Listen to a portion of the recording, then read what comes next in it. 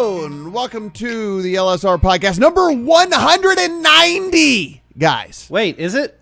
190. Facts. Just because you weren't here. I have 189. That's just because you weren't here last time. That's just because you weren't here. Oh, I made some emphasis. I made some emphasis on this because Dustin Gouker, who's with us, back again with us this week, made the rundown, and he put 189 in there, and I had to scream at the top of my lungs at the beginning that this was number 190. I'm going to point out your first error right here off the top, Dustin Gouker. Well, 189 is not on the website, so Oh, really? Well, it's not on the. So there's a problem somewhere. I'm just going off of the information in front of me. Oh boy! It's almost like Adam is Eric, on vacation what's going on? huh? Oh goodness gracious! I'm pretty sure this is 190. We need to sort it out because we're coming up on 200. We got to get that right. I know. I'm pretty sure this is 190, but let's call this 189 and a half, and then we'll just and then we can just either round up or round down whenever. Next one. But yes, I do have two of the brightest minds in all the industry with me. I have Dustin Gouker. I have Eric Ramsey. You can follow them on the Twitter machine, and you should. It's free at Dustin Gouker, at Eric Ramsey. And if you hate yourself, you can follow me at Matt Brown M2. We are going to talk about story coming out about maybe some advertising limitations going on. We'll talk about PointsBet because, listen, we always talk about PointsBet. Fanatics, what's going to go on there. We'll get some state updates as well. But Eric Ramsey, let's kick things off here and talk about hold. Yeah, let's talk about hold. I think this comes from a story I have on LSR this week. Just starting to... we're almost 5 years into this thing now, and we're starting to see some actual trends in the data that we've sort of suspected or been looking for or didn't realize were happening. And one of them I just happened to be noticing as I was looking at charts is that hold has been ticking up pretty steadily since, for about the past 4 years. What caught my eye was a string of 10+% months for some of the states and some of the operators that kind of got me looking at it in a little more depth. And yeah, the short story is, we started from about 5.5% hold in Nevada prior to the repeal of PASPA, and new markets that have launched are holding significantly more than that, upwards of 10% in most cases. And, not picking on anyone here, but if we're going to look at the operators individually, it's really FanDuel that is driving the majority of this increase. They have held double-digit % of bets nationwide for the last 8 months and 9 of the last 10. Very few other operators are doing that. And obviously, I'm sure we'll talk more about this, but we have some sense of why this is happening. We're seeing an increase in same-game parlays and an influx of newer bettors. And all of this really just speaks to something we've been talking about now for a long time, operators trying to find a way to turn this lucrative business into actual profit for their shareholders, investors. So seeing some of the maturation of the market in that regard, with operators sort of reapproaching things and reimagining the way they're conducting business to try to make their shareholders some money, essentially. So, Dustin, one of the things that we hear, all the time about, we have some sports books that are certainly not afraid to kind of take some shots here and there at some of the other sports books that are out there. One of the things that they do talk about is the hold. Some of these sports books do brag about that they have lower hold, that their theoretical hold is much lower, and that's just why that they are the better sports book to bet at and different things like that. And so I'm wondering, as we do get to more, again, we're still in the infancy. I know that we've been living and breathing this for several years, and so it just seems like everyone should know this, and but I do wonder, as education, maturation of the industry does come along, that the hold, because we saw this in DFS, remember, Dustin, as you and I were covering this very, very, very intently, where it was like everyone just played it first and no one cared, and then it started to be like, wait, man, the rake's pretty high in DFS, and then that became like an actual thing. And so I do wonder, as we progress here in sports betting, if some of the people start going, wait a minute, well, how come I'm going to carry the one and add this up and then hold this up? Wait, that doesn't add up to me.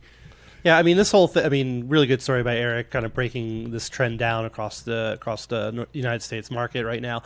There's a lot that goes into this. We could spend a lot more time talking about this, I'm sure, but it's where I come at it from is more hold is not necessarily bad. This is just reflecting customer choice right now. Customers want, we say this a lot, customers want parlays and same-game parlays. They want to bet a small amount of money to win a lot of money. They do not want to grind 110 sides less than double your money. They have sought this out.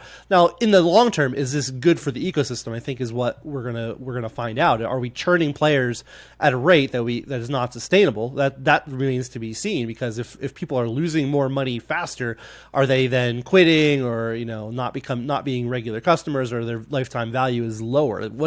We don't know the answer to any of that right now. But I can tell you right now, consumer choice is for the higher hold products that people are betting in game. Again, higher vig, -115, sometimes higher depending on what the sport is and where it's being placed, and then parlays, same game parlays, regular parlays.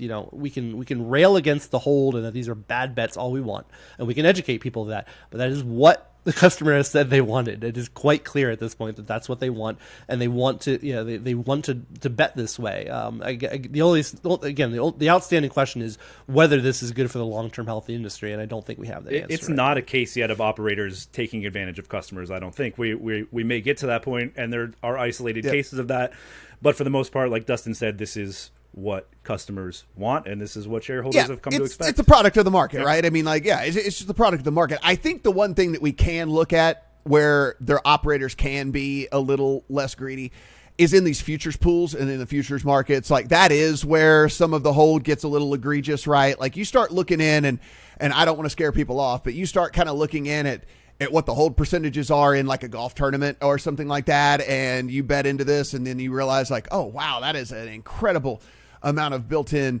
hold there. And so it's one of those deals where I think they can be a little less greedy in these futures pools for sure. But like as Dustin mentioned, like, hold overall isn't necessarily a bad thing, because it's just a product of people making bets that they find fun, but they're, not necessarily as EV as maybe a sophisticated bettor would make when it comes down to it, Eric. But that this has always been the deal, right? I mean, I know we mentioned DFS a little bit earlier, but the reason the Millionaire Maker tournament was the most popular tournament, still is the most popular tournament on the various DFS sites, where people want to bet a little to win a lot, and it's always been that way. It's the reason the lottery still exists. It's the reason all of this. So I mean, we can pound our fists all like, shouldn't be making these bets, and these are bad bets, and we can do that all day long, but it's not going to change anything. It's not going to change the actions of the general public, who really and truly isn't taking this all that seriously. They just want a little bit of sweat when it comes down to the game that they're going to watch later that night. It's amusing it's the parallels between DFS, I think, are really valid. Obviously, we're talking about DraftKings and FanDuel here, which is amusing by itself, but also, I think one of the qualms with DFS rake was the lack of transparency. It was hidden in the contest buy-ins, and I think we're seeing something similar with sports betting. You're talking about the over-round on golf markets that is kind of hidden and not really transparent to bettors. We may see more of a push for the transparency along the same lines we saw with DFS. And last point I'll make about this, it's also worth mentioning that a lot of this increase in hold is coming from the operator's own money. It's promotional money in a lot of cases for these new markets that is being given back to the operators essentially. So some of this on paper hold is a little more inflated than it looks like too, just as a counterpoint to myself there. And one last point on all of this is, I think the one thing you can question the books on is how much they push this stuff, right? Like again, I think the worst part of this is social media, like 15 leg parlay, $5 to win 800,000, whatever. I mean, I think that I made that one up. Maybe somebody did that, but like that, those are the ones you see. But for every one of those, there are thousands, tens of thousands of single game parlays and parlays that lose, and it would be nice to see a little bit more transparency on that. There's been much to do about FanDuel and DraftKings and others putting these same game parlays right in your face, and I'll say, as a relatively lazy sports bettor who just wants, what's action, right, I see those little boxes on DraftKings that say, here's this little pre-made same game parlay. I'm like, I don't want to spend 5 minutes doing a same game parlay that probably has zero chance of hitting anyway. Like, I'll click that button and bet $5 on it. Like, that's you can say that's bad and you're pushing people to it, but it's even though I'm in the industry, I'm a casual bettor. I don't spend a lot of time researching. I just want to put a little bit of money down. I'm probably I'm a net loser, I think, over the 3 years I've had it here in Oregon. But that is what people want. People don't want to spend. I don't want to spend 5-10 minutes putting together a same game parlay. If hey, this looks interesting, I'm going to watch this game. Here, Steph Curry and Klay Thompson to make a bunch of threes. Sure. And I don't know these people who are saying they're betting the same game parlays and losing. Man, I'm picking the right ones because I'm like 50% on hitting these little parlays they put up. Maybe you're just not picking the right ones because I have a pretty good record in recent weeks in the NBA playoffs using these pre-built same game parlays. See, listen, this is Eric. This is another thing we should look at. Maybe it's just people are clicking the wrong one, or maybe I just it's not necessarily. I guess we should both be tailing Dustin's SGPs, huh? Listen, DustinTout.com is coming out like pretty soon, like in August, I think, like right before the NFL season, DustinTouts.com. You can get in for just the cheap price of $1,999.95 for the season, and he'll give you his same game parlay picks. Dustin, this is something that came out this morning over at ESPN. Our friend David Purdom did put out an article about the sports leagues. It's almost as if somebody had been listening to this podcast or something like that over the last year or so when it comes down to it. But the sports leagues have come together and started to and listen, this is a good thing, in my opinion, because we always said it's way better to get out in front of something than it is to try and play catch up. And at least they are going to address early on here so any concerns there might be with the advertising for sportsbooks. Yeah, and I think Sam has one up at Legal Sports Report now too about this. But Coalition for Responsible Sports Betting Advertising, basically started by a bunch of the major leagues, all the regional suspects plus a few, and NFL, NBA, NHL, Major League Baseball, WNBA, NASCAR, MLS, and NBC and Fox have come together to put together what they believe is going to be some standards for responsible advertising, during league games and on the television stations that do this. And this will hopefully become a proxy for what happens in the larger market. Like, this group does not say the sports books themselves are a part of this, but they're obviously going to be part and parcel with this. If the media outlets and the league say this is how you're going to do it, I think that's how they're all going to do it, right? And so it's and this comes at the exact right time, and it's like people were very skeptical that anything like this was going to happen. I was, and we were as well. But this is a great step in terms of messaging, where we see people just coming down on the volume and content of advertising, especially on TV. That's the one that gets the eyeballs and what people complain about.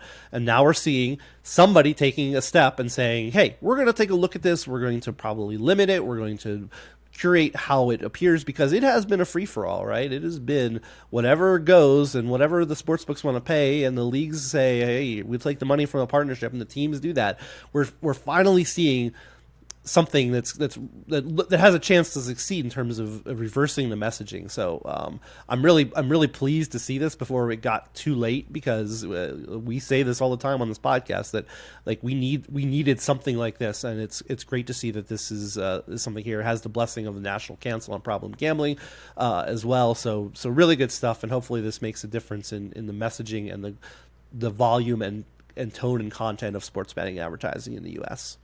Eric, 6 core principles in this. Sports betting should be marketed only to adults of legal betting age. Sports betting advertising should not promote irresponsible or excessive gambling or degrade the customer experience. Sports betting advertisements should not be misleading. Sports betting advertisements should be in good taste. Publishers should have appropriate internal reviews of sports betting advertising. And then finally, publishers should review consumer complaints pertaining to sports betting advertising. Now, we have seen here and there some of the things already be addressed separately and kind of on their own. We've talked about the advertisers not being misleading. We've talked about the wordings being changed in some of these advertising, the risk-free bets or knows whatever, that's all been kind of gone by the wayside. So some of these things have been addressed, at least on the side, but to have it all in one place, to have all of these leagues come in and say this, and to have this now in front of the operators to now, listen, there's no real excuses anymore. Not that any of these were being horribly violated as it was anyway, though the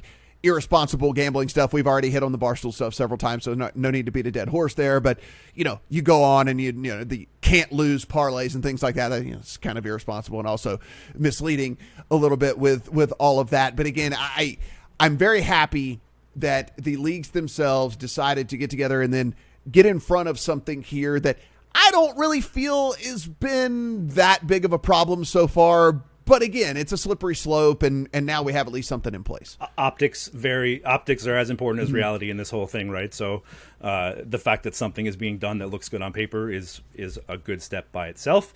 I think as you're reading those 6 points, we can all kind of pick out the case study, the brands that match those points, and the little instances of the little mishaps we've had along the way here. And yeah, I think your point's well taken. This is a very good time for this. I also think that, having the sport, there are other responsible advertising codes. We have the AGA that kind of oversees a lot of these companies as well, and regulators obviously too.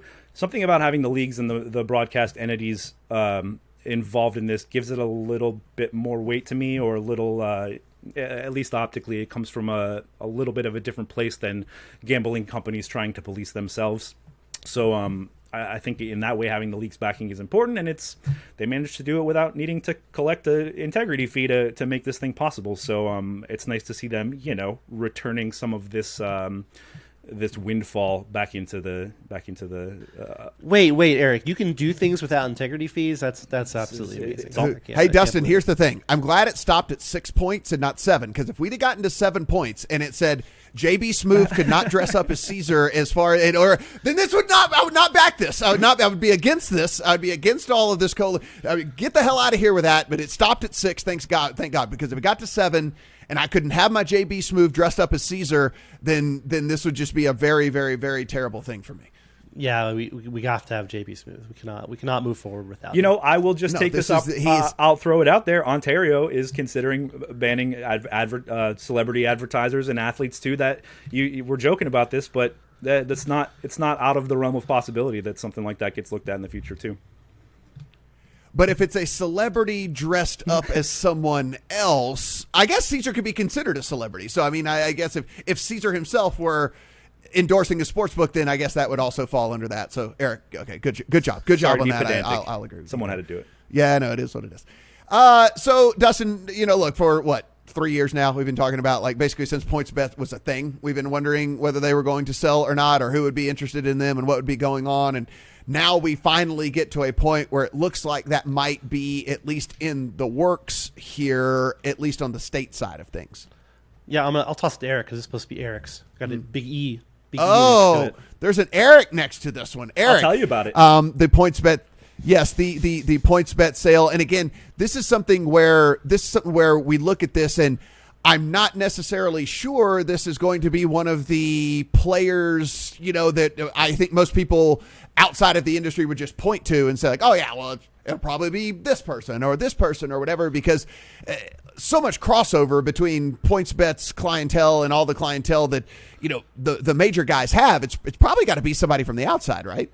Yeah, what there's really not a ton of actual news here. What this is a report from that PointsBet is working with an investment bank in Australia, considering actually selling its U.S. assets. Again, this is something we've kind of suspected might be coming for a long time, but it looks like sort of maybe there's some forward steps going on here.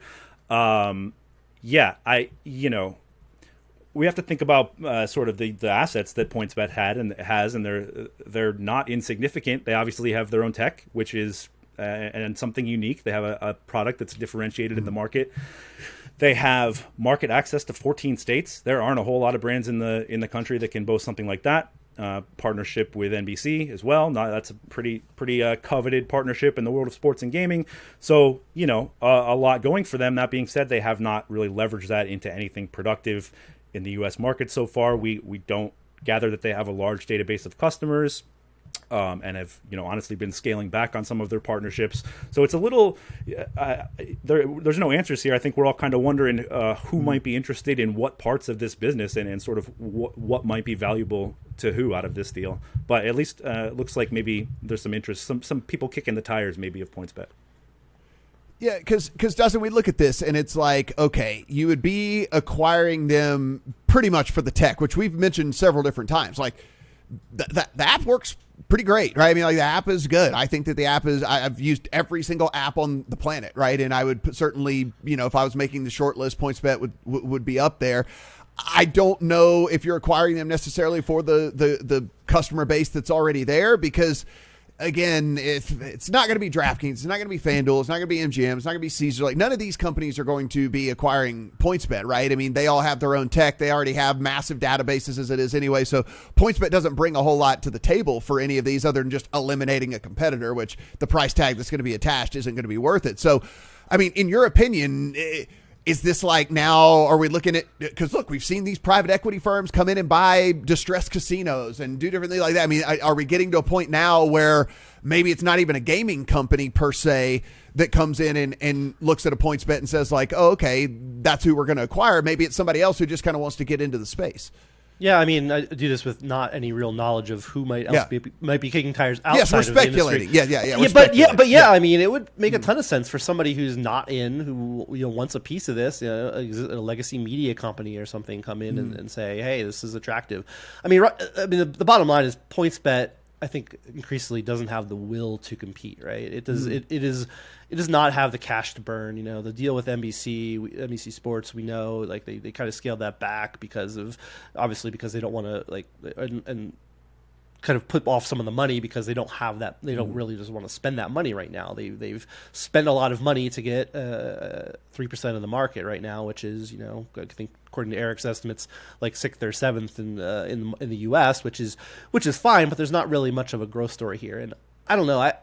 I feel this is just anecdotal, but I feel like there's way more railing against PointsBet and the customer experience than there are some of these others right now. I mean, I feel like I see more people complaining about PointsBet. Like PointsBet was kind of like seen as a consumer friendly brand early on, and right now I don't think it really is, at least according to the Twitter machine, if you believe those folks, and people getting limited and just everything about it. I see more negative about that customer experience. So I don't know if are you acquiring the brand to do that? I don't think you're doing that either. So it'll be interesting to see what comes of this, but I think it does boil down to PointsBet. We've always thought PointsBet was an exit, right? That they were probably not going to be one of the winners, but they are attractive as an M&A, and an exit would always be probably the best answer for them long term. Eric, yeah, I mean, I follow the same people Dustin does. Certainly, it seems as though we know they've been cost cutting. We know they've been trying to pull back on things.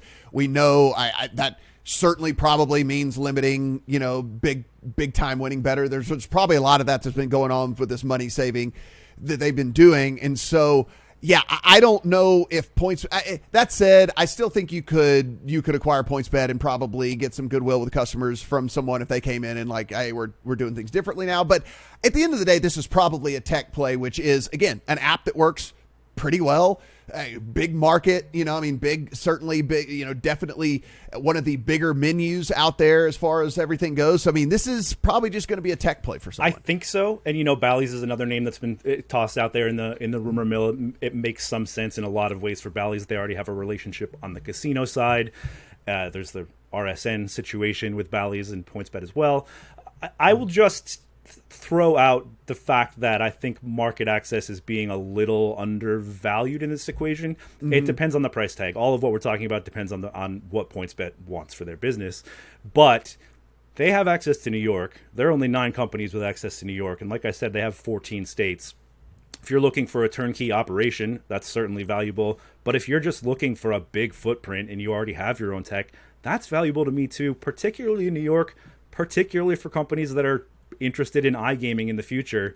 There's just that I don't want to just dismiss their market access as maybe their most valuable asset in my eyes. And anyone out there that is going to be Dustin wants to say something, but he's on mute. I want to say sorry. I got muted. Maybe I think Matt's muting me. I am muting you. We're getting a little background noise. It's fine when you're not talking. We're just muting you. That's all right. It's all good. Now, I don't take it personally. Yes. Can we go into the voiding stuff, right? Because PointsBet kind of started this, right? It's funny, like this whole trend about voiding players who get injured. Like the Karma Committee was like the big thing, right? Oh, PointsBet's going to refund because this player didn't play or got hurt early, and now we have this like, I don't know, it feels way worse in the last like 6. Again, everything seems different / worse in the last 6 months to me, but like now anybody gets hurt and it's like, at least again on Twitter, and I don't, maybe it's more on Twitter than other places, but like it's like as soon as something happens, like Giannis gets hurt, void Giannis. Like this is like, or anybody does something, it's like they void one thing, like a sportsbook will void something because somebody got hurt early, and they're like, what about this guy? What about this guy? And like PointsBet kind of is the one who like, and I don't think they do it anymore. I don't. Is the Karma Committee even still a thing that convenes? Yeah.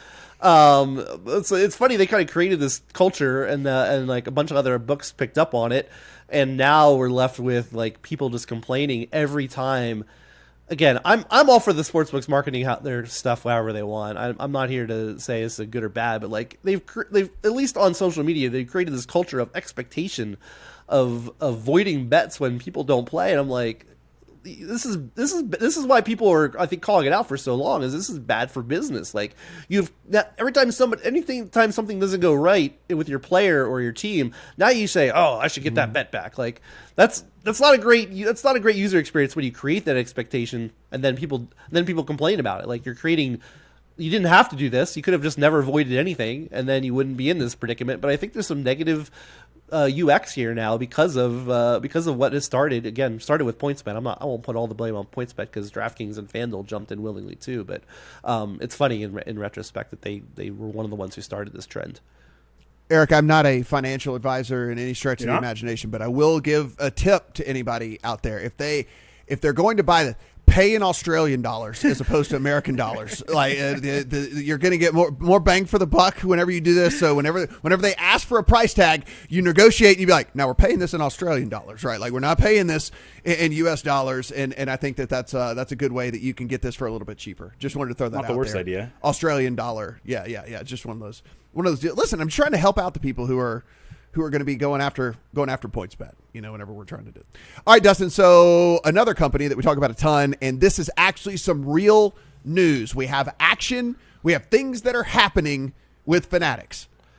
Is it news? I don't know. I feel like, again, this is one I feel like they're in testing. That's news. Yeah, we've been saying they're close for a year. I swear, you do this in April of 2022. You're probably like, Fanatics is going to launch soon. Maybe not. Maybe not a year ago, but like, yes, they're Fanatics Sportsbook apparently beta testing in Ohio and Tennessee at a recent event. They also said they're going to be in 12 states, I believe, by NFL season. I don't know. It's April. It's getting a little late to be in 12 states, but maybe it's possible. I presume they're not blowing smoke up all our asses, but I guess we're going to get Fanatics by NFL season, see what this database is worth. We've been talking this up for a long time, and there's a minimum amount of ways that things can get disrupted in the U.S. market, and Fanatics is one of the arguably one of the players who can disrupt. I'm a seller that they're going to come in instantly and disrupt, but they obviously believe they can, and that their database of users is going to start betting on sports pretty quickly. So it'll be interesting to see. They've obviously put a bunch of resources, time, and effort into this. They have the war chest to do it, and it'll be really, once they actually get live for real in these states, and apparently another 10 more by the NFL season, then we have a real comp for us to look at and see, is this moving the needle, and are they going to, can they break into that top 3-4 in short order, or are they going to be on that lower Barstool, PointsBet, I don't know who else is in that tier, Eric, Bet Rivers, Bet Rivers, yeah. Like, are they in that 4 to 5% share, and how does that affect everyone else? Are they taking share? Are they growing the market? There's a lot to come out of this. We also have some news coming out about Better, which is not a company we spent a ton of time here on the podcast talking about, but they did put out a press release that they have come to an agreement with some new spokespeople. Yeah, I take this. We also did a story. Pat Evans did a nice story talking to the CEO of Better. I think I've said this on this. I'm not sure what Better's doing. Like, I don't know that any of this is going to turn into the path of gold. I could be very wrong, but you read the press release, Dustin, and you wonder if they really get it, because they're touting that the bulk of the audience is 21 to 34 years old. It's like, hey, we have all the poor people. Like, like we have all the poor sports bettors. It's like, no, like that's not something to advertise. Like, we have all the people who just now getting started in their careers. So they have very little expendable income, like no disposable income. Like, no, that's not what you want to be telling people, but that's what's like touted in this press release. Yeah. Anyway, the news is that a couple twins, Haley and Hannah Cavender, who play for Miami, are not going to school anymore, forgetting their last year of college to go, and they will do a podcast, doing content with Better. Again, is this only live in Ohio still, Eric, right? Yeah, beta testing in 2 other states, but live in Ohio. Well, only really live, yeah. But and it's interesting, and it's certainly different. It's a different audience. It's we always lament that female audience, women's sports fans, and women's sports are not really are taken as seriously. We saw obviously a moment with the NCAA tournament this year with just unprecedented interest. So it's interesting with that backdrop of saying, oh, we're concentrating on women's sports a little bit more and do all of that. But does this move the needle in terms of like establishing a brand? You already have, in theory, one of the best influences you have in Jake Paul. And am I crazy? I never see Jake Paul doing anything with Better. Like, and maybe he's keeping his powder dry until they're in more states. But like, yeah. If your value is supposed to be tied up in the product, which is micro betting, this different thing, and then you have this great influencer who should be able to drive some amount of interest, and it's not happening, and we've been told wait and see. I don't know, like this again, interesting, but like, is this the path to Better again breaking into that? Right now, Better is not even a rounding error in Ohio. Like they're not even close to being in that second tier that we talked about, let alone a third tier. They're in some other tier that barely even registers. So is any of this going to move the needle? I don't know. Like I they have to do something that's a little different. It's maybe I'm just too curmudgeonly, but I just don't see where this is all going that's going to lead to Better becoming anything more than it is. It needs Jake Paul out there touting it every day, and instead he's going to be touting another and preparing for another B-League fight that is garbage, that people will pay pay-per-view money for, I presume. But like, he's not like he's involved, but he's not like, I don't see any evidence that he's involved. So that's the part that makes me scratch my head when I say, what is Better doing if they have Jake Paul on their side and not much is coming of that. So Eric, we look at this, and in this press release, and again, like I said, you have to say something. You have to say some things that make you seem big, and it says that Better has already generated over 900 million impressions and 50 million engagements across its social channels. Cool. I mean, cool, I guess. If that's what you're bragging about, I mean, cool. But it's like that's nothing to do with like how many customers they got or whatever, market share. Nothing. It's just, hey, we have a lot of social impressions. They talk a lot about how famous their influencers are too, which great, cool. Yeah, I know. It's like, I know. I'm just like, all right. I mean, that's fine, I suppose. I will say, but I don't really know. Their product is good. The user interface at least is enjoyable to use. I'm not convinced that micro betting alone is enough to sustain a business in this climate. I think I'll have to wait and see what it looks like when they build out a more traditional product. But even with Jake Paul, I guess I'm just skeptical about this sort of business model, we'll call it, this path they're choosing to go influencer heavy, and they've mentioned the name Barstool, so I don't feel like it's an unfair comparison. We haven't seen this work with Barstool. Dave Portnoy is arguably over involved with the sportsbook. He's everywhere that you see Barstool Sportsbook, and they have yet to really turn that into a meaningful impact in the States. So I'm just until I see it happen, I'm just skeptical. Yeah, I mean, Eric, to kind of, again, not to pile on, but I mean, outside of just Portnoy himself, I mean, all of the main characters, if you will, all of the principal guys in the various departments and stuff at Barstool all have hundreds of thousands, if not millions of social media followers. So, I mean, they all have audience. They all have what Better is touting here. And like you said, it hasn't really shown up for them. So we will kind of see how that all plays out. Again, DustinTouts.com is going to prove that you don't have to have just millions and millions of followers in order to make a bunch of money in this. So, Dustin, same game parlay touts, right? You got it. It's coming. Yeah, that's what we're doing. Make Infinity money. All right, Eric, let's talk a little bit about Massachusetts and some numbers. Yeah, we got numbers. March was the first partial month of legal online betting there. We got the report this week. It's really good. Almost 600 million in handle for the month of March. Again, only 3 weeks of online betting in there.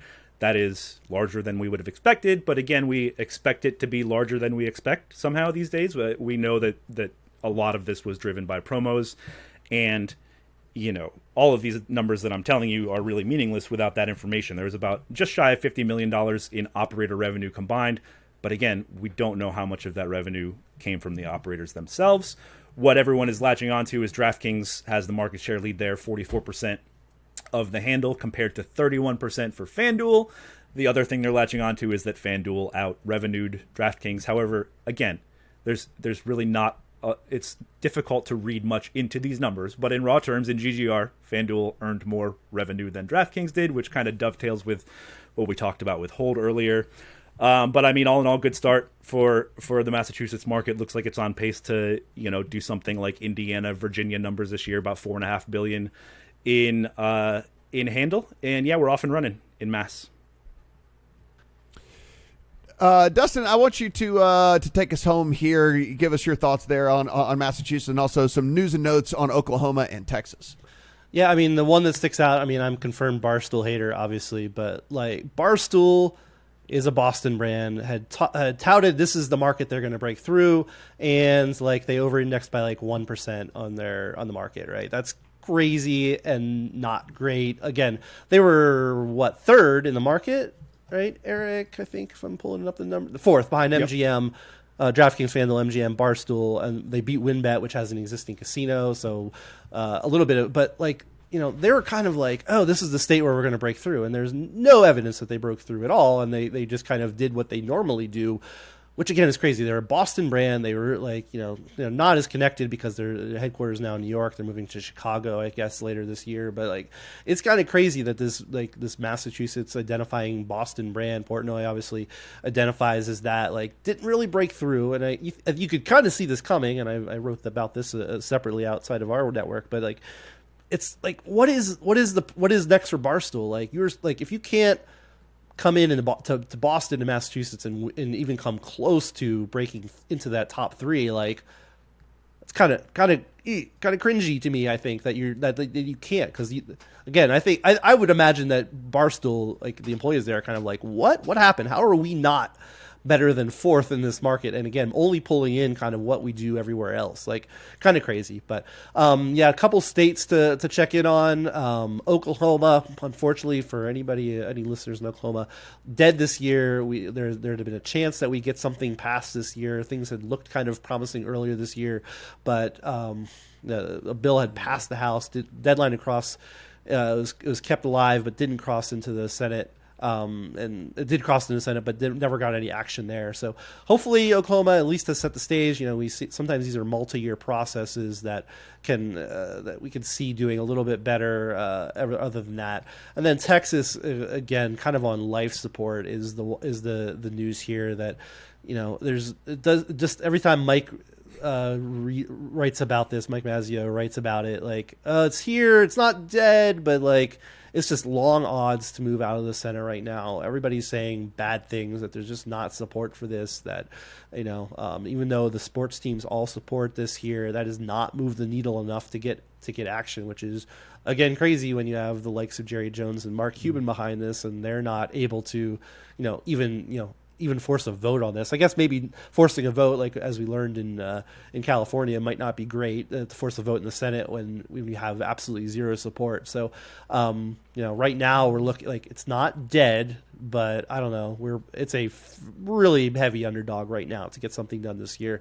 And again, as we always say, Texas is the one. Now we're waiting 2 years. It doesn't get done this year because they only meet every 2 years, the legislature. So, hopefully this leads to more discussions. But we thought all the discussions that took place in the off years here were going to lead to real progress, and it did. But it still just doesn't look promising for Texas to get anything done this year. Eric, I'll admit I was off base on Texas. I thought for sure, with having a whole year to rally around this, the power that is within that state. Dustin didn't even mention Tillman Fertitta, who is also there as well, another multi-billionaire guy with a ton of power, put in a $5.6 billion bid to try to buy the Washington Commanders and all that. So I mean, like another dude with the juice, and you have all of these guys and all of these voices that are really and truly behind this and in support of this. And if you read some of these straw polls as well, like some are as high as I don't believe that I saw one that said 73% of Texans support sports betting, but I did see one that said 61% of Texans, and I can believe that. I can buy that, right? If someone said, "Hey, are you for or against sports betting?" I think 61% of people probably would say, "Yeah, it's fine. I don't care," or whatever. So it's like we're going against the will of the people, against the power brokers, all the stuff like that going on in Texas. And as Dustin mentioned, we will have to wait until 2025 if nothing gets done here, if there's no Hail Mary this year. Yeah, if we took it, not knowing all the details we know, we probably would not expect Texas to be among the earliest states to get sports betting. We kind of expected it to take a while, but it's disappointing. And I'm just sort of thinking back 12, 18 months, there was a period where it looked like California, Texas, and Florida all could have legal sports betting by the time we're sitting here today. If obviously Florida had it briefly and doesn't now, California completely certainly never a favorite to pass, but it was live for a while, fell apart completely. Texas looks like it probably is going to take another couple years, and Florida's tied up in the courts. So, who knows? We're gonna still be doing this California, Florida, Texas thing. It looks like for the foreseeable future. Before we get out of here, I do want to mention we were off last week because we were all, as a company, gathering in a big group. It was interesting. Dustin, I know you were sorely missed being there, but it was just interesting telling the story as we looked out into a room of 130 plus people that were there. That at one point it was me, you, and the two founders of this company, for a hot minute, and then now there's 130 plus people in a room together with all of that. Super kind words were said by everyone that came up about listening to this podcast, listening to you guys, being able to speak on this, and of course Adam as well, and all the contributors that we've had here on the pod. So I do appreciate all of the kind words that everyone came up and said about this. It really was kind of echoing what we set out to do in the first place, which was, hey, not everybody has time to keep up with all this stuff. We're all busy.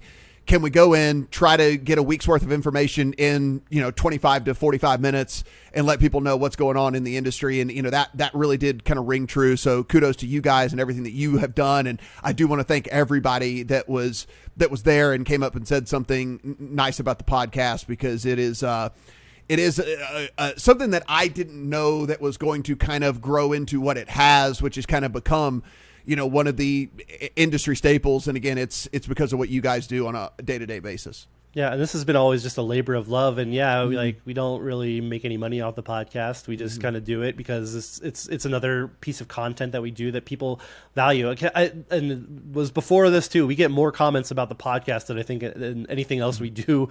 It's at the company and with LSR even. It's good to hear that people listen to us, and it's honestly one of the most fun half hours I have, work or otherwise, because I just get to rant and talk and do all this. It's a fun escape to just do this and talk about the industry a little bit and sum it up. So got to spend some great time with one Eric Ramsey here on this very podcast in a face-to-face format. We got to clink some cups and things like that, and that was super super fun, and met some guys. Listen, it's weird how this industry goes. I was standing there and multiple different people came up and was like, "Hey, Matt," and I look over, and I just knew people from other industries. Like, we have people that are now working for us that have come across, that I've crossed paths with. I mean, look, I understand I've been in this a long time, but still, it's just interesting that, not even in my gambling lives. I mean, there were some people from the MMA world that were coming up and now do all of this. And so good times to be had by all, Eric. And, look, even though you were a bit of a disappointment to hang out with, but I think everybody else was great. Well,